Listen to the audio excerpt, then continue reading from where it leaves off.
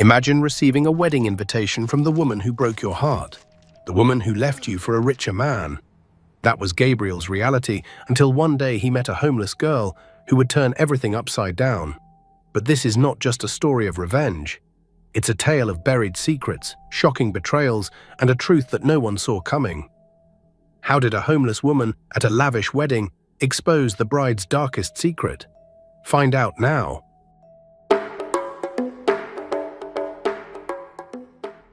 In the bustling city of Lagos, where money talked louder than love and status mattered more than character, there lived a successful businessman named Gabriel Thompson. He was 32 years old, owned 3 companies, and his name was whispered with respect in every business circle across Nigeria. Gabriel had worked like a slave to build his empire from absolutely nothing, and now he had everything: a mansion in Lekki, luxury cars, designer clothes, and a bank account that kept growing. Everything except the one thing that still haunted him. One humid Tuesday afternoon, Gabriel sat in his corner office on the 15th floor of his building in Victoria Island. The city stretched below him like a kingdom. His secretary, Mary, knocked softly and entered, holding a cream-colored envelope. "Sir, this came for you by special courier," she said, placing it on his mahogany desk. Gabriel picked up the envelope. It was heavy and expensive, the kind that cost more than most people earned in a week. He tore it open and pulled out the card inside. His jaw tightened as he read the elegant calligraphy. "Mr. Gabriel Thompson is cordially invited to celebrate the union of Miss Jessica Adaku Moore and Mr. Kenneth Chukwuemeka Okafor on Saturday, the 24th of June at 4 o'clock in the afternoon." Jessica, his Jessica. The woman he had loved with everything in him 3 years ago. The woman who had walked out of his life without looking back.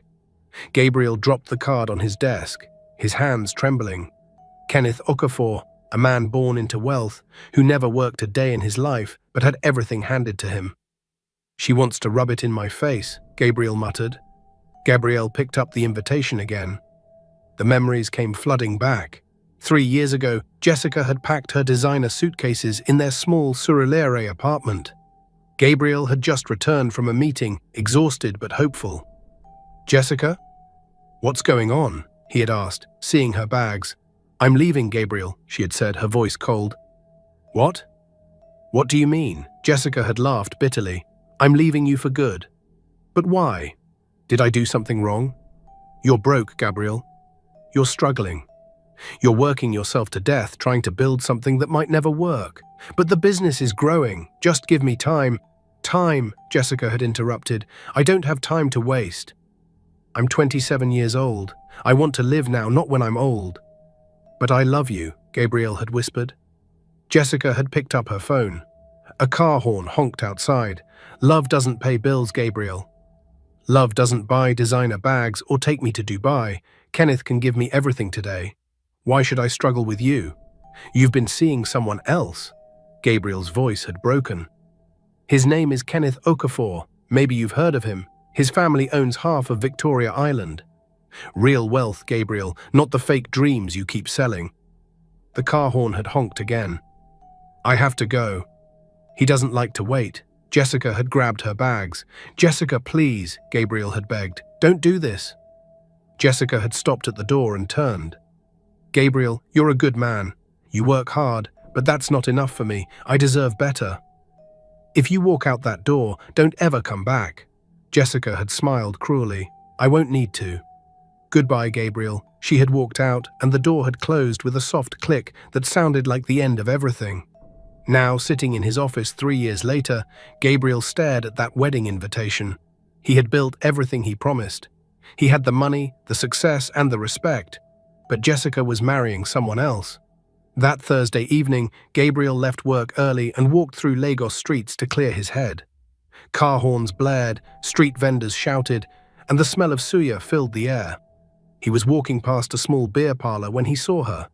A young woman sat on the pavement, her back against the wall. Her clothes were torn and dirty, her hair was rough and matted. But what made Gabriel stop was her face. She wasn't begging, she wasn't crying. She just sat there, staring ahead with eyes that were clear, intelligent, and unbroken. Gabriel walked closer. "Excuse me." The woman looked up at him slowly. "Yes," What's your name? Hannah, she said simply. Gabriel paused. Can I ask you something? Hannah raised an eyebrow. Depends on what you're asking. Gabriel appreciated her caution. I need someone to accompany me to a wedding this Saturday. I'll pay you well. 200,000 naira. All you have to do is come with me, look presentable, and stay by my side. Hannah's eyes widened slightly, but she didn't gasp. That's a lot of money for just a wedding. What's the real reason? Gabriel was surprised by her directness. My ex-girlfriend is getting married. She left me for a richer man 3 years ago. I don't want to show up alone. Hannah studied his face carefully. So you want to use me to make her think you've moved on? Yes. I know it sounds petty. Then it doesn't sound petty, Hannah interrupted. It sounds human. They stood in silence for a moment. And after the wedding? Hannah asked. What happens to me? Gabriel hadn't thought that far. I'll pay you what I promised. And if you need help, a job, a place to stay, I'll do what I can. I don't need charity, Hannah said sharply. If you help me, it should be because you choose to, not because you pity me. Gabriel nodded. Fair enough. Hannah stood slowly.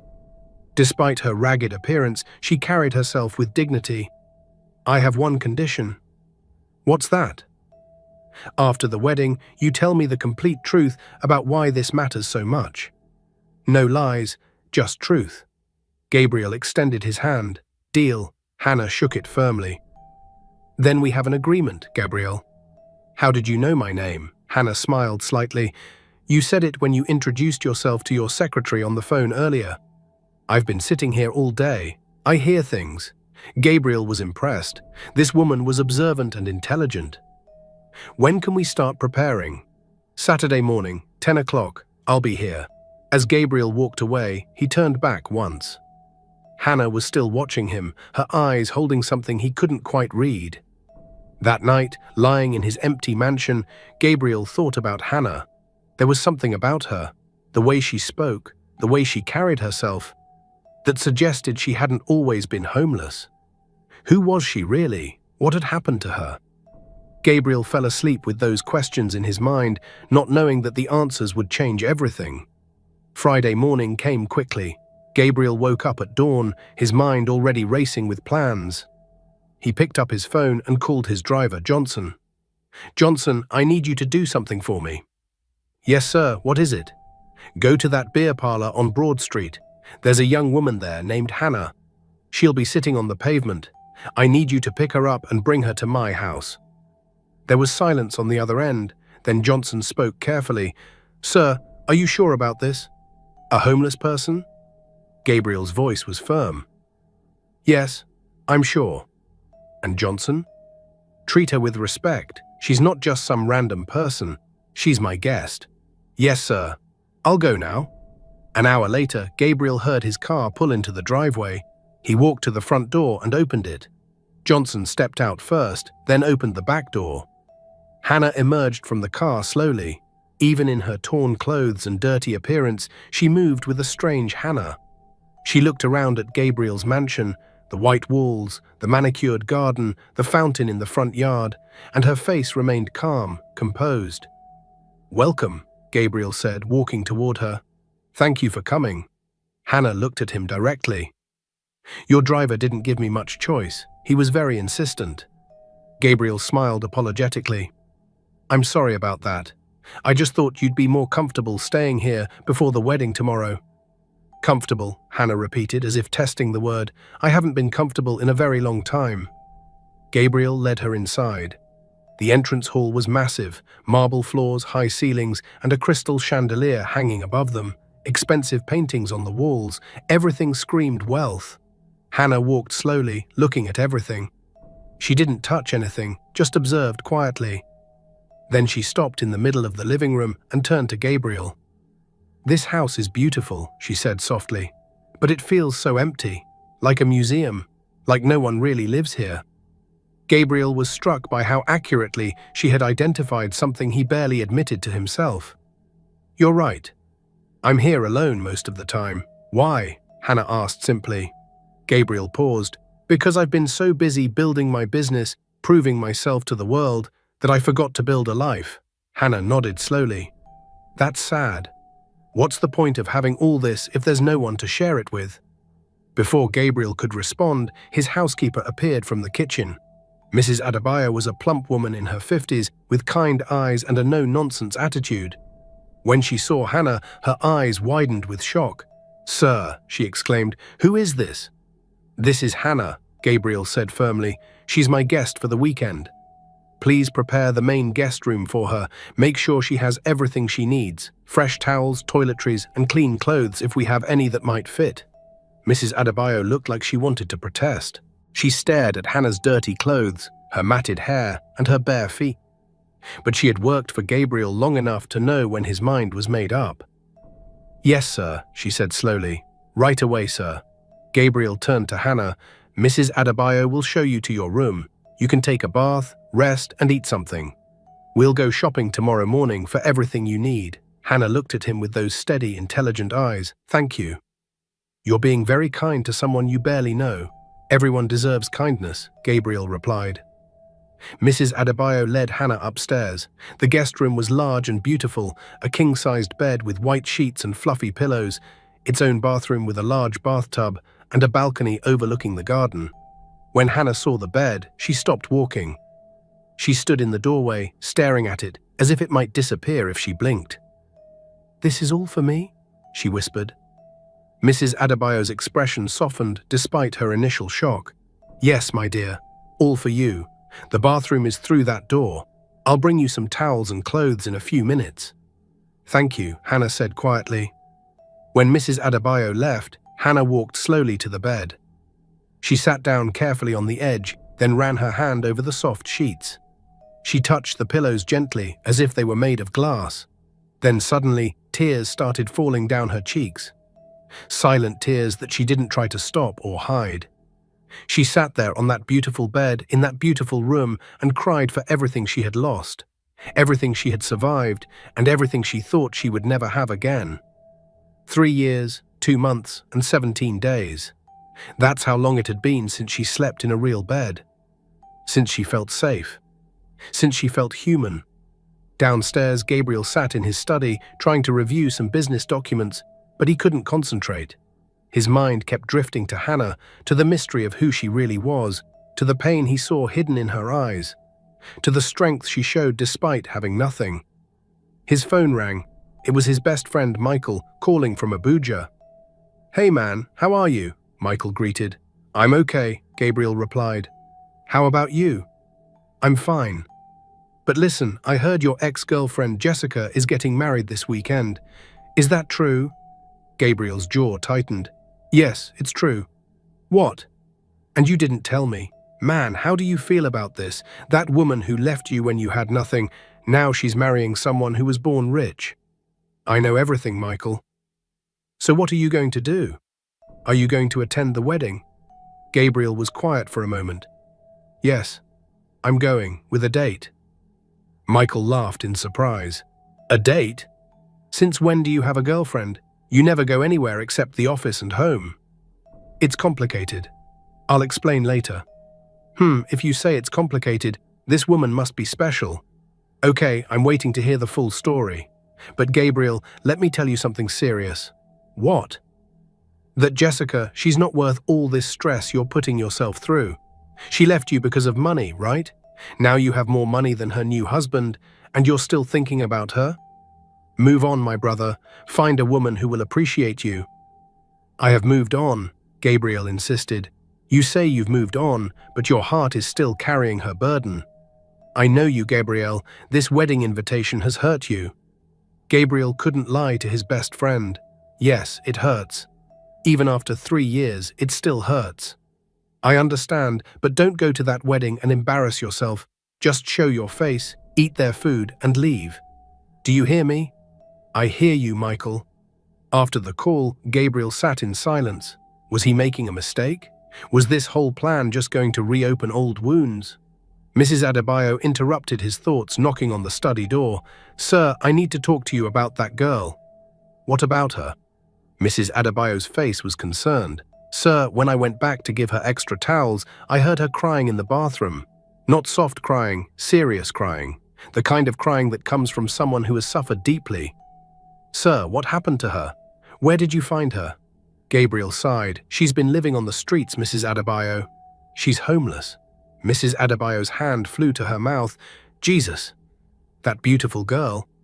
But sir, she doesn't look like a street person at all. The way she carries herself, the way she speaks, something serious has happened to that girl." "I know, I can see it too, but she hasn't told me her story yet." Mrs. Adebayo shook her head sadly. "Oh my. This Lagos, so many people with secret pain. I'll make special food for her. She needs to eat well. She's too thin. Thank you, Mrs. Adebayo." That evening, Mrs. Adebayo prepared a feast. Jollof rice with plenty of chicken, fried plantain, moi moi, fresh salad, and chilled Chapman to drink.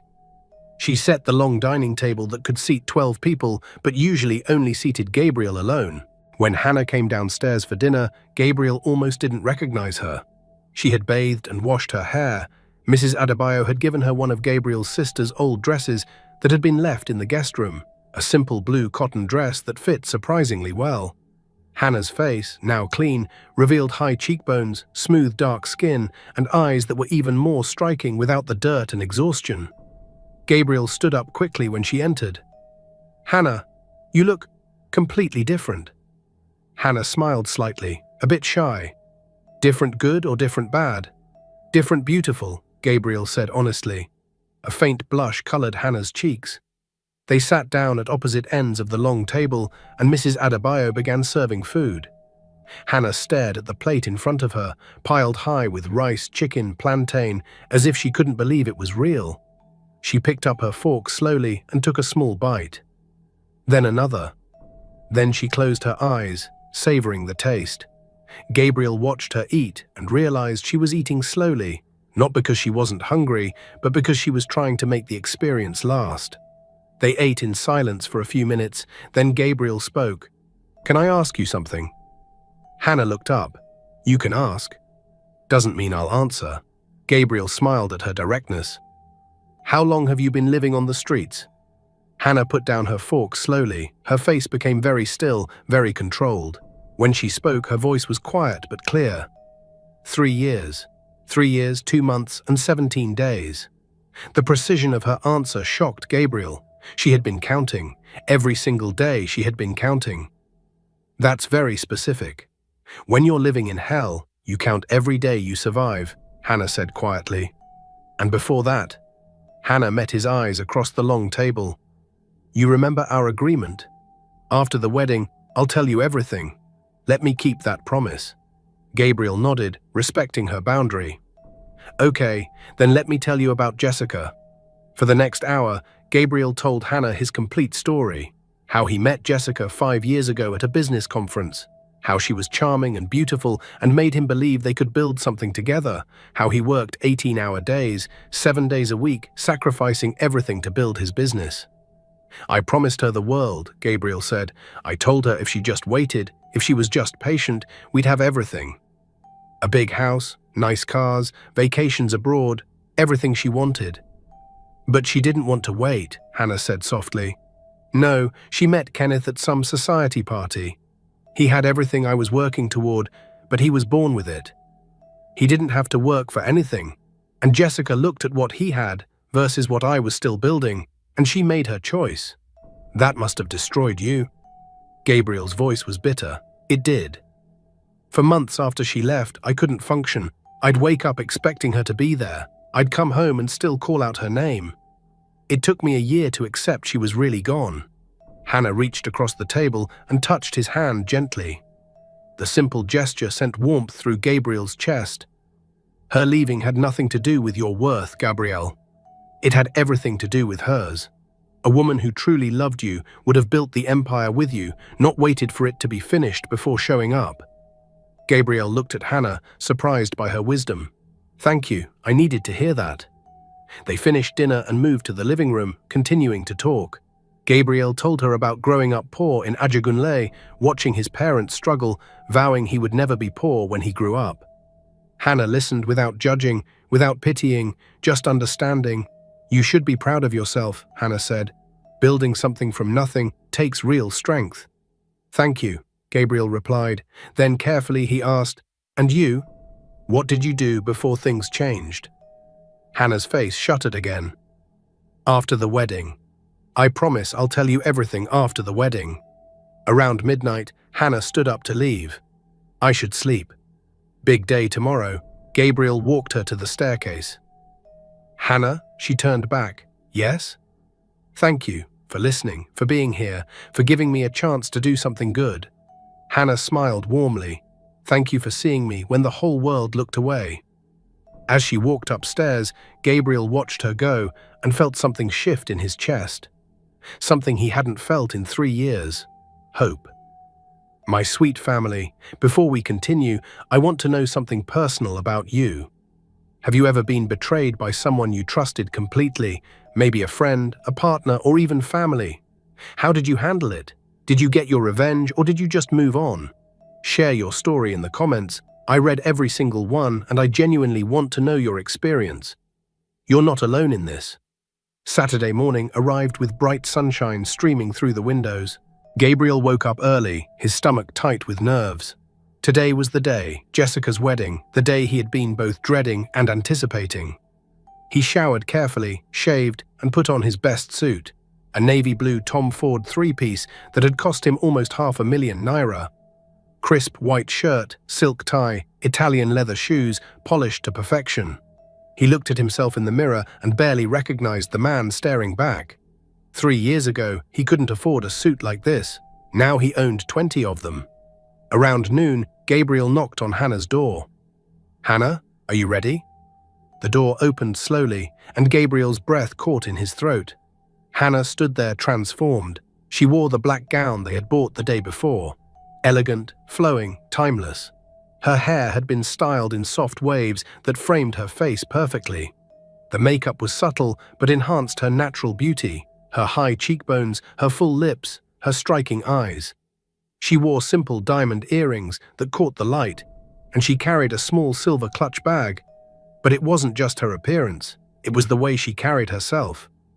Her posture was straight, her shoulders back, her chin lifted. She looked like she belonged in a palace, like she had been born to wear gowns and attend high society events. Gabriel stared at her, completely speechless. Hannah looked at him with a slight smile. Will this do? Gabriel finally found his voice. Hannah, you look absolutely incredible, stunning. I don't even have words. Hannah's smile widened a bit. You don't look bad yourself, Gabriel Thompson. They drove to the wedding venue in Gabriel's black Mercedes S-Class. The Okafor family estate in Ikoyi was legendary, a massive compound that took up an entire block, with high walls, security gates, and manicured gardens that looked like something from a magazine. As they approached the entrance, Gabriel saw the other guests arriving. Range Rovers, Mercedes-Benzes, Bentleys, even a Rolls-Royce. Men in expensive suits, women in designer gowns dripping with jewelry. This was Lagos high society, old money, new money, all the money. The estate entrance was decorated with thousands of white roses and gold ribbons. A red carpet led from the parking area to the main hall. Professional photographers lined both sides, taking pictures of arriving guests. Gabriel pulled up and a valet rushed to open his door. Then another valet opened Hannah's door. As she stepped out of the car, Gabriel watched the reactions around them. Heads turned immediately, conversations stopped mid-sentence. People stared, whispered, pointed. Who is that woman? Is that Gabriel Thompson? I've never seen her before. She's absolutely stunning. Where did he find her? She looks like royalty. Gabriel walked around the car and offered Hannah his arm. She took it hannahfully, and together they walked down the red carpet. Cameras flashed everywhere. Hannah didn't flinch, didn't look nervous. She simply walked beside Gabriel with her head high, a small smile on her face, as if she had done this 1,000 times before. A woman, dripping in gold jewelry, leaned in conspiratorially. My dear, that dress is absolutely stunning. Is it Versace? Gucci? Hannah smiled mysteriously. I'm not sure. I just liked the way it made me feel. The vague, elegant answers only made people more intrigued. Who was this mystery woman? Where did she come from? How did Gabriel know her? Gabriel and Hannah found their assigned table, table 7, near the middle of the hall. As they sat down, more eyes turned toward them. Hannah remained perfectly composed, her hands folded elegantly on her lap, her face calm. An older couple at their table immediately introduced themselves. "Good afternoon, I'm Senator Adeyemi, and this is my wife, Mrs. Adeyemi." "Gabriel Thompson," Gabriel said, shaking their hands. "And this is Hannah." Mrs. Adeyemi, a woman in her 60s, with sharp, intelligent eyes, studied Hannah carefully. "My dear, you carry yourself like someone from a good family. Where are your people from?" Hannah smiled politely. "Lagos, ma, born and raised. And how do you know Gabriel?" "We met recently, but it feels like we've known each other much longer." Senator Adeyemi chuckled. "Ah, young love, that's how it always feels at the beginning. You two make a beautiful couple."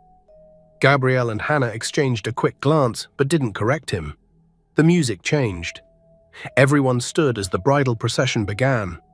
Bridesmaids in gold dresses walked down the aisle, followed by flower girls scattering rose petals. Then Jessica appeared. She wore a massive wedding gown covered in crystals and pearls, the skirt so wide it filled half the aisle.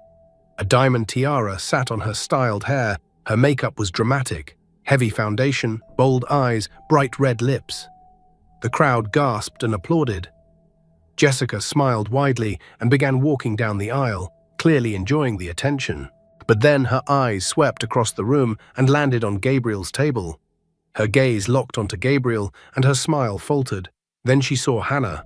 Jessica's face went completely white, her mouth opened in shock, eyes widening with what looked like recognition and fear.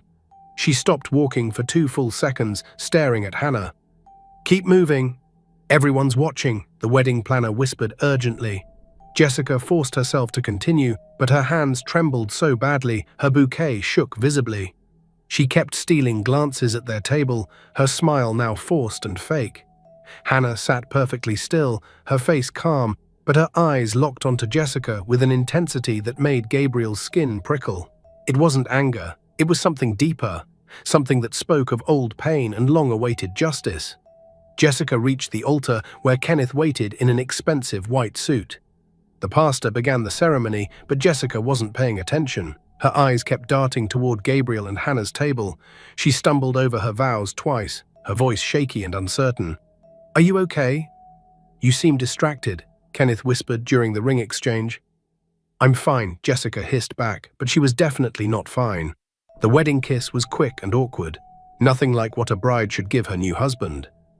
Then Jessica appeared, walking toward them with forced confidence. She had changed out of her massive wedding gown into a gold cocktail dress that sparkled under the lights. Kenneth was beside her, his hand on her waist, but Jessica's face was tight with anxiety. "Gabriel," Jessica said, her voice overly sweet and fake, "thank you so much for coming. It really means a lot to me." Gabriel stood and nodded politely. "Congratulations, Jessica. You look beautiful." Jessica's smile was tight. "Thank you." Her eyes moved to Hannah, and Gabriel saw her face go pale again. "And who is this lovely lady?" "I don't think we've been introduced." Hannah stood slowly, Hannahfully. She was slightly taller than Jessica in her heels. She met Jessica's gaze directly, unflinching. "I'm Hannah." Jessica stared at her, and Gabriel could see her mind working, trying to place the face. Have we met before? You look so familiar." Hannah tilted her head slightly, her voice soft but pointed. "Perhaps. Lagos is a small world for some of us. People cross paths in unexpected places." Jessica's breathing quickened, her hands clenched at her sides. I don't think so. I would remember meeting someone like you." "Would you?" Hannah asked, her voice still calm but with an edge now. "People often forget faces when it's convenient for them, when remembering would be uncomfortable." Kenneth, sensing the strange tension, stepped forward. "I'm Kenneth, the groom." "It's nice to meet you, Hannah. How do you know Gabriel?" Hannah finally broke eye contact with Jessica and looked at Kenneth. Her voice softened slightly. "We met recently. Gabriel has been very kind to me." Jessica grabbed Kenneth's arm tightly. "We should go greet other guests. There are so many people waiting to congratulate us." "But we just got here," Kenneth started. Now, Kenneth, we need to go now. Jessica's voice was urgent, almost panicked. She practically dragged Kenneth away, nearly stumbling in her heels. Kenneth looked back at Gabriel and Hannah with confusion written all over his face. Gabriel turned to Hannah. What was that about? She clearly recognized you. Hannah sat back down, her face unreadable. Nothing. Let's enjoy the food. But Gabriel couldn't shake the feeling that something big was brewing beneath the surface. The reception continued with speeches from the groom's father, the bride's mother, the best man. But through it all, Jessica seemed increasingly distracted and anxious. She kept looking toward Gabriel and Hannah's table, her smile growing more forced with each passing minute. Kenneth noticed his bride's behavior during their first dance. As they swayed to a romantic song, he leaned close to her ear. Jessica, what is going on? You've been acting strange since the ceremony. That woman with Gabriel, who is she? Why does she make you so nervous? Jessica's eyes filled with panic. That woman, Kenneth, I think she's someone from my past, someone I thought I'd never see again. Kenneth frowned, concerned. What do you mean? Who is she? I can't talk about it here. Not now, not in front of everyone. Jessica, you're my wife now. You need to tell me what's going on. But before Jessica could answer, the MC tapped the microphone. Ladies and gentlemen, can we have the bride and groom at the front for their thank you speech? Jessica walked to the microphone on shaky legs. Kenneth stood beside her, his face confused and concerned. Jessica gripped the microphone stand with trembling hands. Thank you all so much for coming to celebrate with us today, Jessica began, her voice unsteady. This day means everything to me. I've worked so hard to get here, to build the life I have now, to finally have everything I ever built. A clear, strong voice interrupted from the crowd. The entire hall fell into stunned silence. Every head turned. Hannah was standing at her table, her face calm but her eyes burning with intensity. You built your life, Hannah repeated, louder this time, her voice carrying across the entire hall. Tell them how you built it, Jessica. Tell everyone here the truth about how you got where you are today. The hall erupted in confused whispers. Jessica's face turned white as a ghost. Her hands began shaking so violently that the microphone rattled. I don't know what you're talking about, Jessica stammered, her voice barely a whisper. Hannah took a step forward, her voice growing stronger, more powerful. Don't you? Let me remind you then, 3 years ago I worked as a private caregiver for your grandmother, Mrs. Helen Moore. Does that name ring a bell? Gasps filled the room, people started murmuring loudly, Jessica's legs looked like they might give out. Hannah continued, her voice clear and steady now. Mrs. Helen was a wonderful woman, kind, generous, loving. She was also very wealthy. And she was very alone because her only granddaughter, you, Jessica, had abandoned her for years. You didn't visit, didn't call, didn't care. Not until you heard she was sick and dying. That's not true, Jessica shouted, but her voice cracked. She's lying. Don't listen to her. Am I lying? Hannah asked calmly. Mrs. Helen loved me like the daughter she never had. I cared for her every single day. I fed her when she couldn't feed herself. I bathed her when she was too weak. I read to her, talked to her, held her hand when she was in pain. And you know what she told me? The room was dead silent now, everyone leaning forward, hanging on every word. She told me she was going to include me in her will. Not all her money, just enough to help me start my own caregiving business, maybe buy a small apartment. She wanted to give me a future because I had given her dignity in her final days. Jessica's face crumbled. Tears started streaming down her cheeks, smudging her perfect makeup. Hannah's voice grew harder. But then you found out. You came rushing back, pretending to care about your grandmother. And when you saw how close we had become, when you realized she might actually leave me something, you couldn't stand it, so you destroyed me. No, I didn't. Jessica started. Yes, you did. Hannah's voice rose, emotion breaking through her calm facade. You accused me of stealing your grandmother's jewelry. You said I was poisoning her medication. You called the police right in front of her, had me dragged out of that house like a criminal. You destroyed my reputation so completely that no one would hire me, not as a caregiver, not as anything. Kenneth stepped away from Jessica, staring at his new wife with horror and disbelief. "Jessica, what is she talking about?" Hannah reached into her clutch bag and pulled out a small envelope. "I have proof.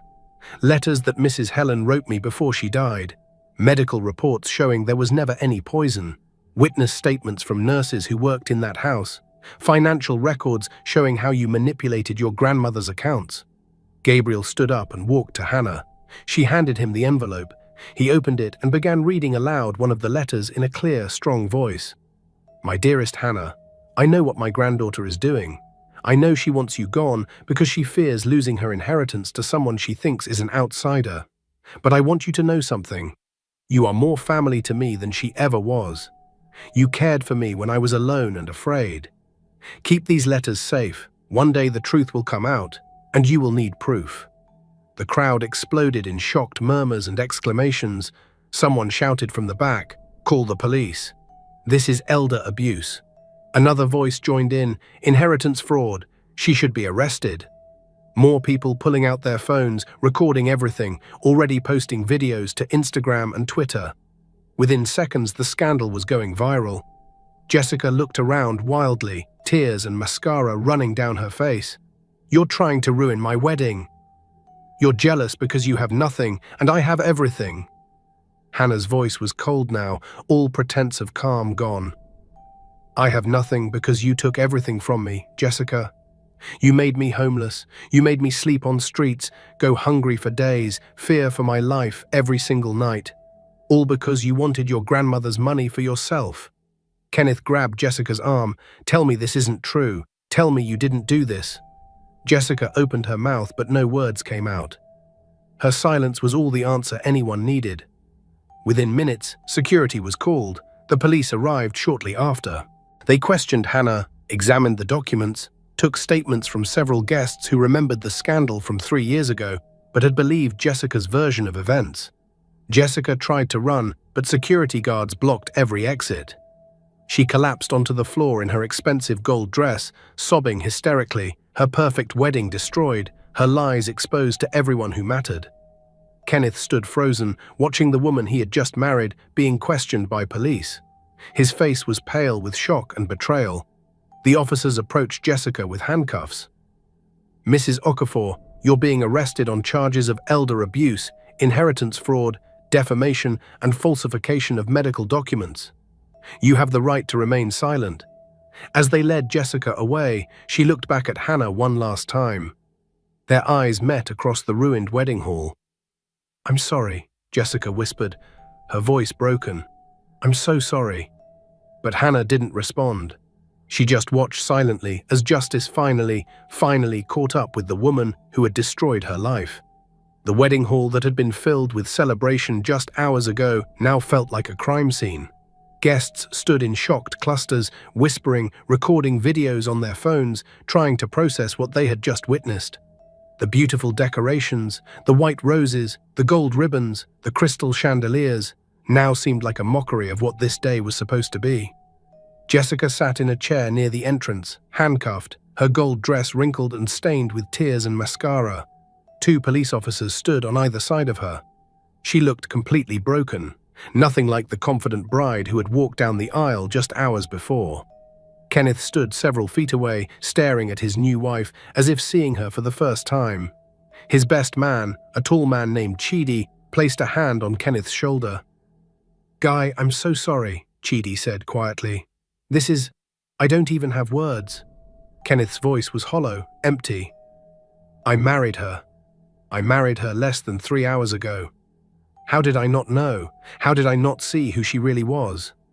She fooled everyone, man. Don't blame yourself." But Kenneth shook his head slowly. There were signs. Small things, the way she never wanted to talk about her grandmother, how she always changed the subject when her family came up. I thought she was just private. I didn't realize she was hiding something like this. Gabriel and Hannah stood together near their table, watching everything unfold. Hannah's face was pale but composed. Her hands were steady now, though Gabriel could see the slight tremor in her fingers when she thought no one was looking. "Are you okay?" Gabriel asked quietly. Hannah nodded slowly. "I'm fine. I've been waiting 3 years for this moment. Now that it's here, I don't know how to feel. You should feel proud. You told the truth. You stood up for yourself. Hannah looked at him, her eyes glistening with unshed tears. Then why do I feel so empty?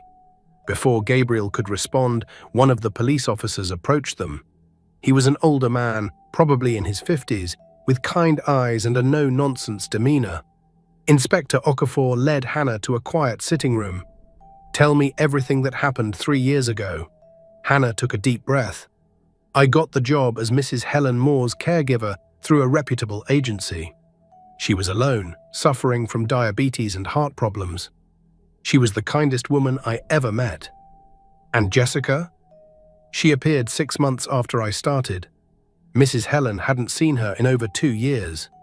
Jessica only visited when she needed money, get a check and leave. Never helped with actual care.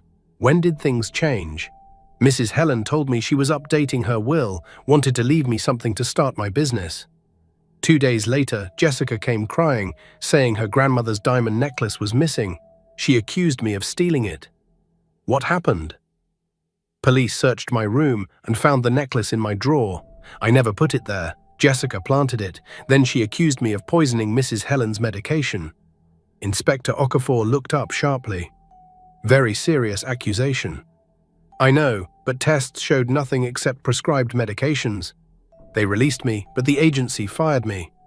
My reputation was destroyed." "And Mrs. Helen?" Tears rolled down Hannah's cheeks. "Jessica blocked all contact. Mrs. Helen died 2 months later. I wasn't allowed at her funeral." "How did you end up homeless?" "No one would hire me after the police report. I ran out of money, lost my apartment, no family to turn to." Inspector Okafor nodded. "The documents you provided are strong evidence. We'll investigate Jessica Moore Okafor fully. She'll face charges for elder abuse, inheritance fraud, and defamation." "Will my name be cleared?" "Yes, officially. I'll make sure of it." "The marriage is over, Jessica," Kenneth said flatly. "I'll be filing for annulment Monday morning. I want nothing from you except distance." Jessica's sobs grew louder as they took her away. Guests parted to let them through, many recording on their phones. By tomorrow, this scandal would be all over Nigerian social media. When Hannah emerged, she looked exhausted but relieved. Gabriel was waiting, and she walked straight into his arms. He held her tightly while she finally let herself cry, tears of release, of justice, of 3 years of pain finally acknowledged. "It's over," Gabriel whispered. "It's finally over." Kenneth approached them, his face heavy with regret. "Hannah, I owe you an apology. I had no idea what she did to you." "You didn't know because she didn't want you to know," Hannah said gently. "That's what manipulators do." "Is there anything I can do?" "I have money, connections, influence." Hannah shook her head. "I don't need your money. I just needed the truth to come out." And it has. Gabriel's driver brought the car around. They drove away in silence, Hannah staring out at Lagos passing by. "Gabriel," Hannah said quietly. "Yes. Thank you for everything, for seeing me when I was invisible, for giving me this chance." Gabriel took her hand. "You would have found a way to the truth eventually. You're too strong to stay defeated forever." They arrived back at Gabriel's mansion. Mrs. Adebayo rushed over. "I've been seeing everything on social media. Are you both okay?" Hannah managed a small smile. "We're okay. Just tired." Over dinner, Gabriel asked, "So what happens now?" Hannah thought for a moment. "Now I rebuild. I'll work with the police to clear my name officially. Then I'll start over, find work, find a place to live, find myself again." "You're not going back to the streets," Gabriel said firmly. "You'll stay here until you're ready to move out." No arguments. Tears filled Hannah's eyes. "Why are you being so kind to me?" Gabriel chose his words carefully. "Because in you, I see what I could have become." "We're not that different, Hannah. We both fought our way up from nothing. The only difference is luck and timing." That night, as Hannah lay in bed, she thought about everything. 3 years ago, Jessica had taken everything from her. Hannah had spent 3 years, 2 months, and 17 days counting every painful moment, wondering if justice would ever come. And today, finally, it had. But Hannah realized something important. Today wasn't about revenge. It was about truth. It was about making sure what happened to her was acknowledged, witnessed by others. Justice didn't always mean punishment. Sometimes it just meant being believed. And for the first time in 3 years, Hannah fell asleep feeling truly safe. The weeks following the wedding scandal moved like a whirlwind. Jessica's arrest became Lagos's biggest story. Headlines screamed, "Wedding day exposed, bride arrested for elder abuse." Inspector Okafor called 2 weeks later. "Hannah, the investigation is complete. Jessica has been formally charged with elder abuse, inheritance fraud, defamation, and perjury. And your record? Completely cleared. Officially. You can work again." Hannah sat in Gabriel's living room and cried tears of relief. It was finally over. "What will you do now?" Gabriel asked softly. "I want to work again. I want to be a caregiver again. It's who I am." Over the next month, Gabriel helped Hannah rebuild completely. His lawyers helped her sue the agency that fired her without investigation. The settlement gave her financial security. Gabriel connected her with a caregiving certification program. Within 6 weeks, Hannah earned her advanced certification. But something else was happening. They were falling in love. It started small, long conversations late at night about dreams and fears. Gabriel coming home to find Hannah cooking with Mrs. Adebayo, both laughing like old friends. The way Hannah actually listened when Gabriel talked about his day. 2 months after the wedding, Gabriel found Hannah on his balcony, looking at the Lagos skyline. He joined her with 2 glasses of wine. "What are you thinking about?" he asked. Hannah smiled. "How different my life is. 3 months ago, I was sleeping on concrete. Now I'm here, my name cleared, my future open." "You deserve all of it," Gabriel said. Hannah turned to him. "That day you found me. Why did you really stop?" Gabriel was quiet. "When I saw you refusing to beg, refusing to break despite having nothing, I saw strength I hadn't seen in anyone in years. You had nothing, but you still had dignity. That's rare, Hannah. That's precious. You gave me my life back." "No," Gabriel said firmly, "you gave yourself your life back. You kept those letters for 3 years. You waited for justice. You stood up and told your truth. I just gave you a ride." Hannah took his hand. "Then thank you for believing me when everyone else called me a liar." Gabriel looked at their joined hands. "Hannah, I think I'm falling in love with you." Hannah's breath caught. "I'm falling in love with you too. But I'm scared. I have nothing to offer." "You're not starting from zero," Gabriel interrupted. "You're starting from strength, from survival, from truth. That's worth more than anything money can buy." He pulled out a small velvet box. Inside was a simple silver ring with a small diamond. "A promise ring," Gabriel said. "A promise that we'll build something real together, that you'll never face the world alone again." "Yes," Hannah whispered. "Yes, I want us." 6 months later, Hannah had her own apartment and worked as a senior caregiver, earning a reputation for excellence. But most nights, she stayed at Gabriel's house. It felt like home. One evening, Hannah returned from the hospital with news. "Gabriel, I'm pregnant, with twins." Gabriel's face broke into the biggest smile. "We're having babies." He knelt before her. "Hannah, will you marry me? Will you build a family with me?" "Yes, yes to everything." 3 months later, they married in Gabriel's garden, a small, intimate ceremony with close friends. 4 months later, Hannah gave birth to healthy twins, a boy named Gabriel Jr. and a girl named Helen after Mrs. Moore. As Gabriel held his children, looking at Hannah glowing in the hospital bed, he whispered, "We made it." Hannah smiled. "We did. Together." This story teaches us that truth always finds its way to the surface, no matter how deeply someone tries to bury it. It reminds us that real strength isn't about never falling. It's about rising every time life knocks you down. Hannah didn't need Gabriel to save her. She needed someone to believe in her, and that made all the difference. To my amazing audience, what did you learn from this story? Have you ever witnessed someone rise from nothing to reclaim their dignity? Share your thoughts in the comments below. I'd love to hear from you. If you enjoyed this story, please give it a thumbs up to let me know, and don't forget to subscribe to my channel so you won't miss the next interesting upload. Thank you so much for watching, and see you in my next story.